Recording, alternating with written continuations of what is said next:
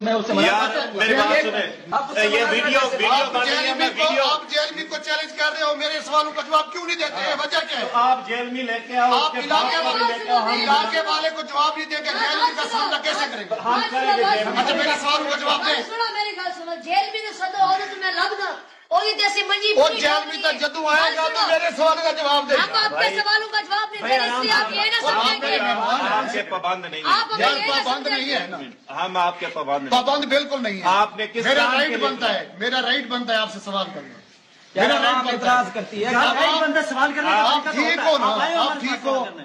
آپ اگر آپ حق پہ ہیں تو آپ جواب دے دیں، اس میں بس کیا جواب دے دیں یار، کیا ہو جائے گا چار یار؟ پانچ میری سوال بات ہیں، سنیں، میری چار بات پانچ سنیں۔ سوال ہیں۔ اگر آپ نے سوال کرنے تھے تو میرے پاس آ جاتے۔ آپ نے جھوٹ کیوں بولا ہے کہ ہمارا وہ مریض ہے؟ ٹھیک ہے، آپ ایسے نہیں ملتے، ٹائم کیوں؟ نہیں دیتے، آپ جھوٹ مصروف بول لوگ ہو، کر آپ سوال کرو، یہ آپ سوال ہے۔ مصروف ہو، ٹائم نہیں دیتے آپ لوگوں کو، ملتے نہیں ہو، کبھی آپ سکھر ہو، کبھی بکر ہو، کبھی مجھے کراچی ہو، فون کبھی کیا، لاہور ہو۔ مجھے فون کیا ہے کہ ہمارا مریض مر رہا وہ ہے۔ ٹھیک ہے۔ ہمارے مریض نے بولا ہے کہ دھیان بیٹا آ جائے، وہ اس کو دیکھ کے ٹھیک ہو جائیں گے۔ ٹھیک دیکھیں ہے، آپ کا جو 3 دن ہو گئے مجھے فون کر رہے ہیں۔ اب جب گھر پہنچے ہیں، آپ آئے ہیں نا، حضرت آپ صاحب کی نے- عزت کی ہے، آپ آئے ہیں، آپ کی عزت کی ہے، ریسپیکٹ کرتے ہیں، آپ کا احترام یہ کرتے ہیں۔ عزت کی ہے ہماری۔ میرے پاس 6 سوال ہیں، اس کا یہ جواب عزت دیں۔ کر رہے ہیں۔ کیمرہ لگا کے کیمرے آن کروا کے آپ سوال میری بات- کیجیے، یہ آپ عزت کر رہے ہیں آپ۔ کیمرہ یہ بند کریں۔ عزت ہے، یہ عزت میں ہے۔ 1-5 کروں گا۔ یار آپ 1 فائٹ ضرور کرو، یہ میرا رائٹ بنتا ہے، آپ روڈ پہ چلے۔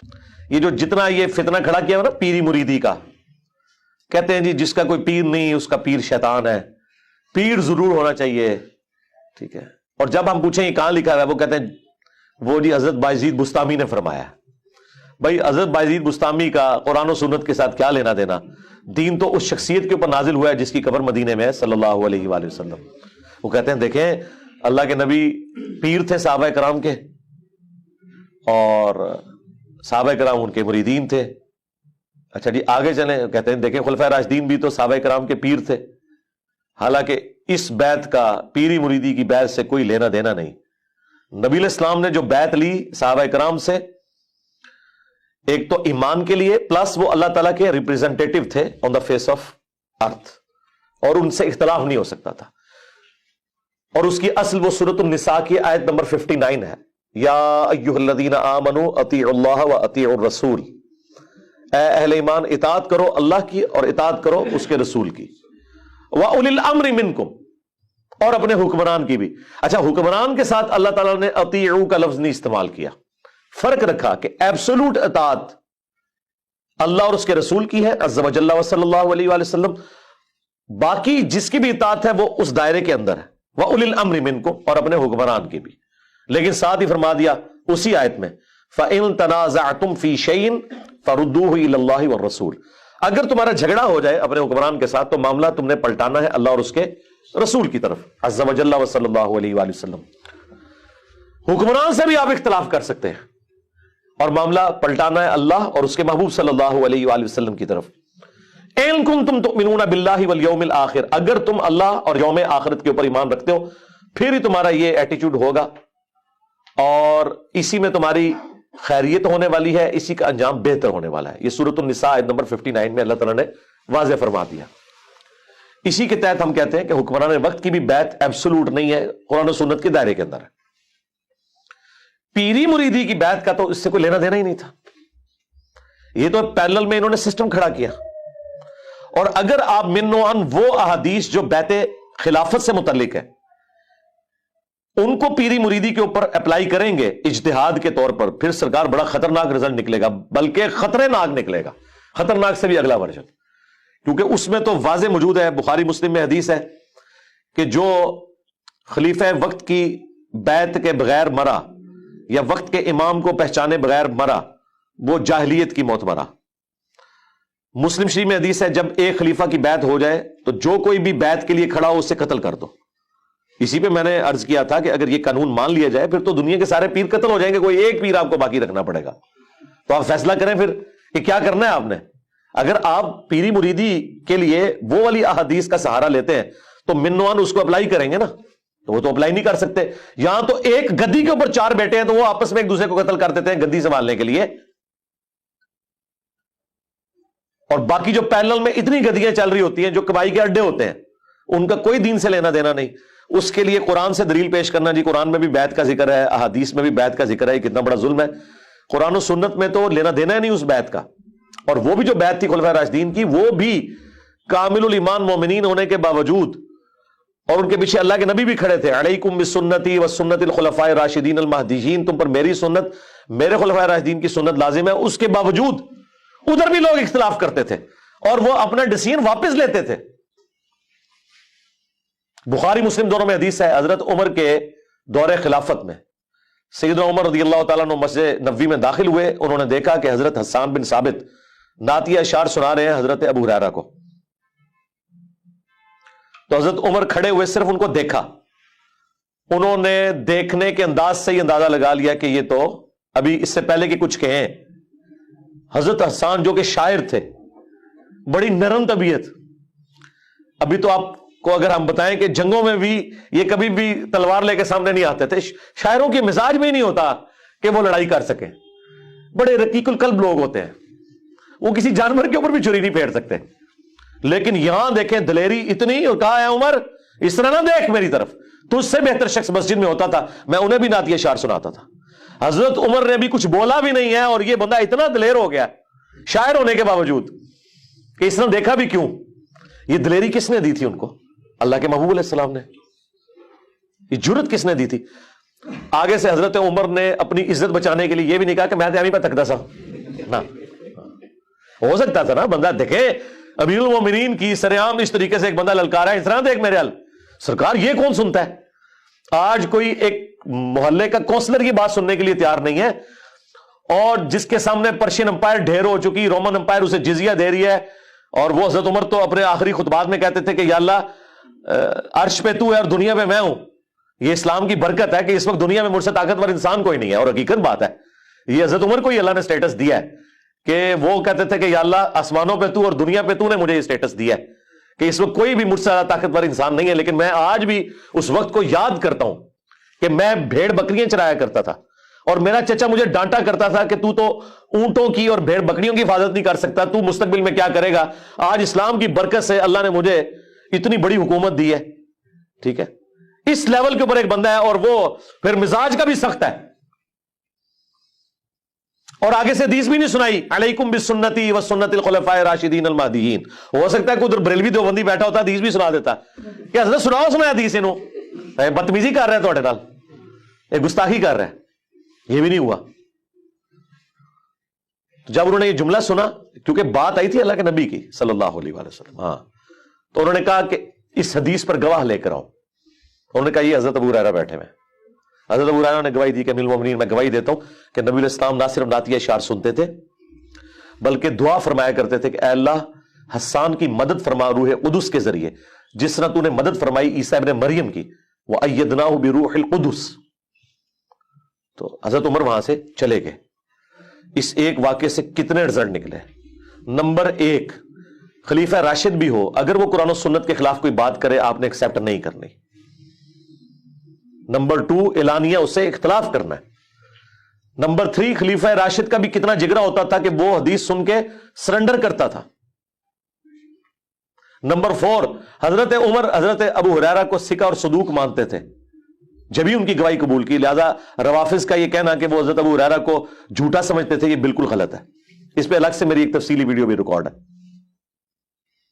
اور نمبر 5، اگر حضرت عمر کو یہ پتا نہیں تھا کہ مسجد نبوی میں محفل نعت ہوتی تھی اور نبی علیہ السلام سنتے تھے، حالانکہ وہ اتنے بڑے جید صحابی ہیں اور خلیفہ راشد ہیں، ان کو بھی یہ حدیث نہیں پتا تھی، تو سرکار اگر آپ کے کسی امام سے کوئی حدیث چھپی رہ گئی ہے تو اس میں اس امام کا مرتبہ کو گر نہیں گیا.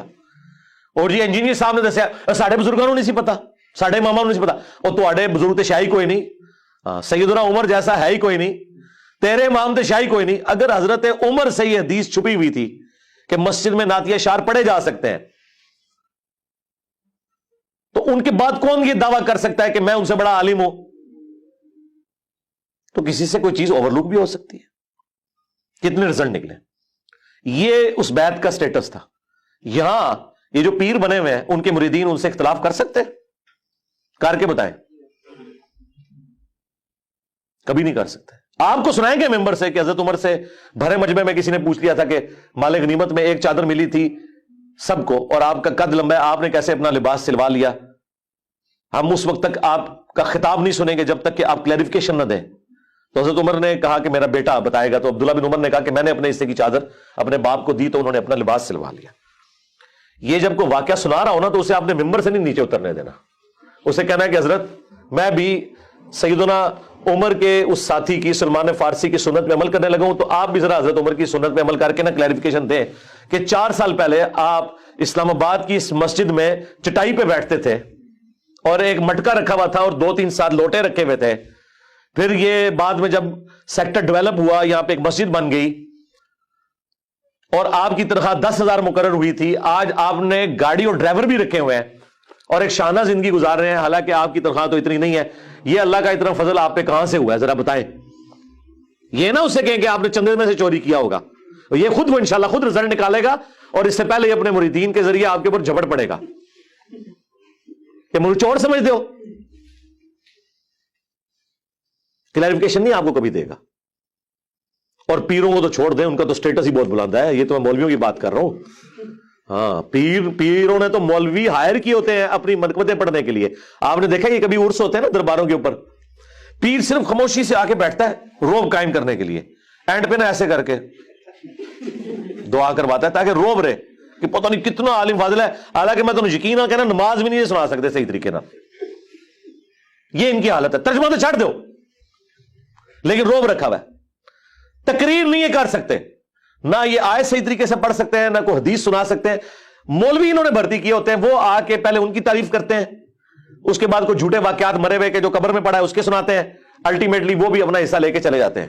یہ ٹوٹل پیروں کا پورا سسٹم ہوتا ہے. یہی تو دیکھیں پیر نصیر الدین نصیر صاحب رحمہ اللہ, ان کا یہی تو جھگڑا تھا. وہ اپنے پیرلل میں جو دوسری گدیاں چل رہی تھیں کہ یار مولویوں سے کیوں تقریریں کراتے ہو, خود کرو. اب پیر نصیر الدین صاحب تو عالم دین تھے, وہ تو تقریر کر لیتے تھے. ان کو یہ بھی پتا تھا کہ یہ جو دوسرے میرے جو پیرلل میں چل رہے ہیں, ظاہر ہے کہ وہ یہ 2 بھائی تھے نا, بابو جی سرکار نے 2 بیٹے سن جی, وڈے لالا جی تے چھوٹے لالا جی. تو وڈے لالا جی کی گدی پہ تو یہ بیٹھ گئے پیر نصیر الدین صاحب, اور چھوٹے لالا جی خود زندہ تھے, وہ ان کے سسر بھی تھے اور بول چال بھی بند تھی, کیونکہ پیر نصیر الدین صاحب جو ہے نا وہ پیری مریدی میں یہ جو پورا سسٹم ہے اس کی خرابیاں ہائی لائٹ کرتے تھے, کتابی شکل میں بھی تقریروں میں بھی. الٹیمیٹلی وہ گولڈا شریف ان کو جمعہ بھی نہیں دیتے تھے. کبھی ایک بار کو موقع آیا تو ان کو ایک آدھ جمعے کی تقریر دی جاتی تھی اور وہ اس میں بھی پھر 3-5 کر کے رکھ دیتے تھے. خیر انہوں نے پھر اپنی ویڈیوز ریکارڈ کروائی اور وہ سارا سلسلہ انہوں نے چلایا. اللہ تعالیٰ ان کی غلطیوں سے درگزر فرمائے. جو انہوں نے توحید کی آواز بلند کی تو اس پہ اللہ تعالیٰ انہیں اجر دے. تو وہ تو میری ایک ویڈیو آپ دیکھیں توحید سے متعلق 10 دھوکے, اس کے شروع میں نے ان کے ویڈیو کلپس ڈالے ہیں, ان کی تصویر بھی تھمبنیل پہ لگی ہوئی ہے. وہ کتنی دلیری کے ساتھ توحید بیان کیا کرتے تھے. وہ کہتے ہیں ماں پی نا, میں کسی کو کچھ نہیں دے سکتا. اور وہ بھی اس نے کہتے تھے کہ جدے کوئی ہے نا کہ جوڑ دکھا سکتا ہے آئے دکھائے, میں مان لاں گا. یعنی یہی بات ہے میں کرتا ہوں. کہتے دیکھیں جی بزرگوں کا مذاق اڑا رہے ہیں. میں ان کو کہتا ہوں نا کہ جی وہ تخت بلقیس آ گیا تھا, بالکل آ گیا تھا, آپ ذرا وائٹ ہاؤس کو لا کے مارگلا ہلز پہ رکھے, میں آپ کو مان لوں گا. آپ رکھیں بھی نا اور ہم سے یہ کہیں کہ ہم آپ کے بابوں کی جھوٹی کرامات مانیں اس بنیاد پہ کہ قرآن میں ایک واقعہ رپورٹ ہوا ہے. جو رپورٹ ہو گیا وہ تو ٹھیک ہے, وہ تو عیسیٰ ابن مریم بھی بغیر باپ کے پیدا ہوئے ہیں. آپ اگر یہ کلیم کریں کہ میرے یہ جو بزرگ یہاں پہ دفن ہے یہ بھی بغیر باپ کے پیدا ہوئے ہیں, تو اس کا مطلب آپ کو پتا کیا پاکستان کے معاشرے میں اس کا تو کوئی اور ہی مطلب نکلے گا. کوئی بھی آپ کی کرامت ماننے کے لیے تیار نہیں ہوگا. اچھا اے کرامت کیوں نہیں کوئی بزرگ دکھا سک رہا ہوں تک, دکھاؤ نا. تو سب جھوٹ انہوں نے مشہور کیا ہوا ہے اور پلی لیتے ہیں یہ قرآن پاک کی آیات سے کہ جی قرآن میں بھی بیعت کا ذکر ہے. بھئی قرآن میں نبی الاسلام کا بیعت لینا ہے صحابہ کرام سے, وہ آن دا بہاف آف گاڈ ہے, اور خلفائے راشدین کا اللہ اور اس کے رسول کے احکامات کے اندر ہے, اور اس میں اس کی باؤنڈریز ہیں, اختلاف رائے ہو سکتا ہے. ایبسولوٹلی بیعت اللہ کی ہے. نبی الاسلام بھی اللہ کے لیے بیعت دیتے تھے. اسی لیے سورہ الفتح میں کہا گیا اے نبی یہ جو درخت کے نیچے آپ بیعت لے رہے ہیں ان کے ہاتھوں پہ اللہ کا ہاتھ ہے. اندازہ کریں, اللہ نے نبی الاسلام کے مبارک ہاتھ کو اپنا ہاتھ قرار دیا کیونکہ نبی الاسلام ریپریزنٹیٹو ہے اللہ کے. تو صحابہ کرام کی اب بیعت کا ذکر اس آیت میں ہو رہا ہے. جو لوگ آپ سے کہتے ہیں نہیں بیعت ضروری ہے, ہم کہتے ہیں بہت ضروری ہے, بیعت فرض ہے اللہ کی, ہاں اس کے بغیر کوئی چارہ نہیں ہے. یہ وہ سورہ التوبہ سورت نمبر 9 اور آیت نمبر 111 ہے.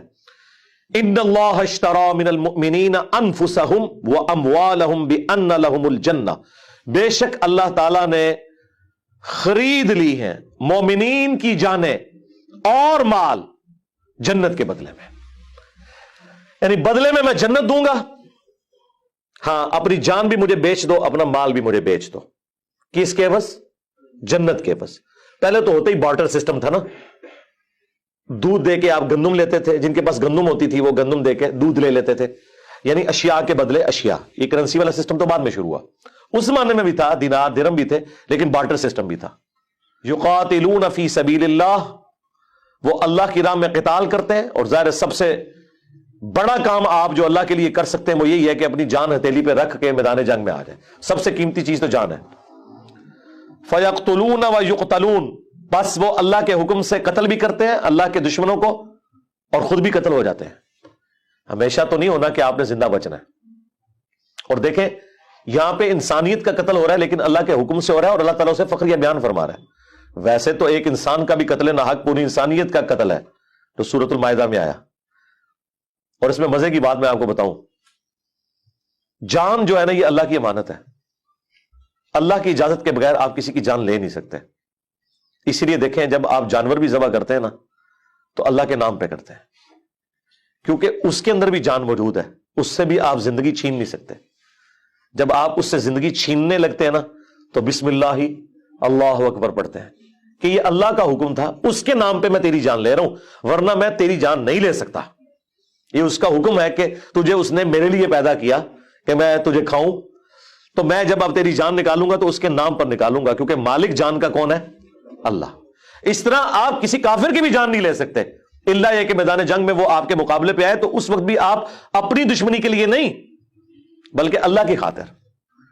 وہ جو سیدنا علی کا واقعہ ہے کہ جب وہ کافر کے سینے پہ چڑھ گئے تھے، اس نے تھوک دیا تو وہ اتر گئے، ان کا بھائی اب میرا غصہ اس میں شامل ہو گیا، بس وہ اسی چیز سے امپریس ہو کے مسلمان ہو گیا۔ دیکھیں جی جہنم کے دہانے پہ پہنچا ہوا بندہ، آخری ٹائم پہ اللہ نے اس کے لیے جنت کر دی۔ یہ ہے اللہ تعالیٰ کی ڈیسٹنی اور تقدیر، سبحان اللہ۔ تو اللہ تعالیٰ فرما رہے ہیں کہ اہل ایمان اللہ کی راہ میں قتال کرتے ہیں اور کافروں کو قتل بھی کرتے ہیں جہاں ضرورت ہے میدان جنگ میں، اور خود بھی قتل ہوتے ہیں۔ وعدن علیہ حقا فی التوراۃ والانجیل والقرآن، اور یہ وہ وعدہ ہے جو اللہ تعالیٰ نے سچا وعدہ کیا تھا پختہ، تورات میں بھی یعنی اولڈ ٹیسٹمنٹ میں، انجیل نیو ٹیسٹمنٹ میں، اور قرآن میں بھی، یعنی تینوں کتابوں کے اندر وہی بات ہے کہ دنیا کی زندگی مجھے دو، آخرت کی ہمیشہ کی زندگی لے لو، اور یہی ایک یونیورسل ٹروتھ ہے جی۔ ہاں جو اللہ تعالیٰ نے سورۃ الاعلیٰ کے اینڈ پہ بھی فرمایا نا، قد افلح من تزکا وذکر اسم ربہ فصلی بل تؤثرون الحیاۃ الدنیا والآخرۃ خیر وابقی، تمہارا اصل مرض یہ ہے کہ تم دنیا کی زندگی کو ترجیح دیتے ہو جبکہ آخرت بہتر بھی ہے اور ہمیشہ رہنے والی بھی۔ ان ھذا لفی الصحف الاولی، یہی ایک یونیورسل ٹروتھ، یہی ایک کانٹے کی بات تھی جو اگلے سارے صحیفوں میں تھی۔ صحف ابراہیم و موسیٰ، چاہے وہ ابراہیم علیہ السلام کے آسمانی صحائف ہوں چاہے موسیٰ علیہ السلام کے، ایک ہی کانٹے کی بات تھی۔ یہاں پہ بھی آ گیا کہ یہ اللہ کا وعدہ ہے کہ جو اپنی جان اور مال اللہ کے لیے خرچ کرے گا اللہ اسے جنت دے گا۔ یہ اللہ تعالیٰ نے بیعت کی ہوئی ہے مومنین کے ساتھ۔ وَمَنْ أَوْفَى بِعَهْدِهِ مِنَ اللَّهِ، اللہ اکبر۔ اور کون زیادہ پورا کرنے والا ہے اپنے وعدے کو اللہ سے بڑھ کر؟ یعنی اللہ تو ہمارا یہ جو میرا وعدہ ہے نا تو میں تو وعدہ وفا کروں گا، مجھ سے زیادہ سچا کون ہو سکتا ہے؟ دنیا میں یہ ہو جاتا ہے کہ آپ کبھی محنت بھی کرتے ہیں نا، رزلٹ آپ کے خلاف آتا ہے، کیونکہ اللہ کو کچھ اور منظور ہوتا ہے۔ اس وجہ سے بعض اوقات انسان کو یہ وسوسہ آ سکتا ہے کہ یار میں دنیا میں محنت کروں اور اس دا اینڈ میں بھی میرے ساتھ بیڈ لک ہو جائے۔ آخرت میں بیڈ لک نہیں ہوگی، بیڈ لک کا تعلق صرف دنیا کے ساتھ ہے۔ آخرت میں اسی لیے اللہ تعالیٰ بار بار کہتا ہے کہ میں وعدہ خلافی نہیں کروں گا۔ وعدہ خلافی یہاں بھی نہیں اس نے کی، اس نے پہلے ہی بتا دیا ہے وَلَنَبْلُوَنَّكُمْ بِشَيْءٍ مِّنَ الْخَوْفِ وَالْجُوعِ وَنَقْصٍ مِّنَ الْأَمْوَالِ وَالْأَنفُسِ وَالثَّمَرَاتِ، میں ضرور آزماؤں گا بھوک کے ذریعے، خوف کے ذریعے، جان اور مال میں نقص کے ذریعے۔ لیکن آخرت کی زندگی میں کوئی آزمائش نہیں ہے۔ دنیا میں جس نے وقت کے پیغمبر کو پہچانا، اس کی پیروی کی، تو آخرت میں کوئی بیڈ لک نہیں اس کے لیے، گڈ لک ہی ہے۔ اور وہی اللہ تعالیٰ کہتا ہے کہ اللہ سے بڑھ کر کون اپنے وعدے کو وفا کرنے والا ہوگا۔ فَاسْتَبْشِرُوا بِبَيْعِكُمُ الَّذِي بَايَعْتُمْ بِهِ، پس خوشیاں مناؤ اس بیعت کے اوپر جو تم نے اللہ کے ساتھ کی ہے۔ یہ دیکھیں یہ بیعت کا لفظ آ گیا، جو میں نے کہا تھا نا بیعت کس سے ہے؟ اللہ سے. اور اللہ کہہ رہا ہے یہ وہ بیعت ہے جس پہ خوشیاں مناؤ. یہاں لوگ خوش ہوتے ہیں کہ میں نے پیر کے ہاتھوں میں ہاتھ دے دیا اور وہ کہہ رہے ہیں کہ میں اس وقت تک جنت میں نہیں جاؤں گا جب تک کہ لے نہ جاؤں ساتھ. تو آپ سے پہلے جنت ہی جا کے دس, اتنا آسان ہے جنت کمانا. تو جنت میں وہ لوگ جائیں گے جنہوں نے نبی الاسلام کو اپنا امام مانا ہے. اللہ تعالیٰ تو قرآن میں واضح فرما رہا ہے کہ اس بیعت کے اوپر خوشیاں مناؤ جو تم نے اللہ کے ساتھ کی ہے. وَذَلِكَ هُوَ الْفَوْزُ الْعَظِيمُ, اور یہ ہے اصل میں بڑی کامیابی, یہ ہے وہ کامیابی جو بڑی کامیابی ہے. اللہم اجعلنا منہم, آمین. اللہ تعالیٰ بھی ہمیں ان لوگوں میں شمار کرے کہ جو اس طرح کی بیعت کے ذریعے ہمیشہ کی کامیابیاں حاصل کرنے والے لوگ ہیں. آمین.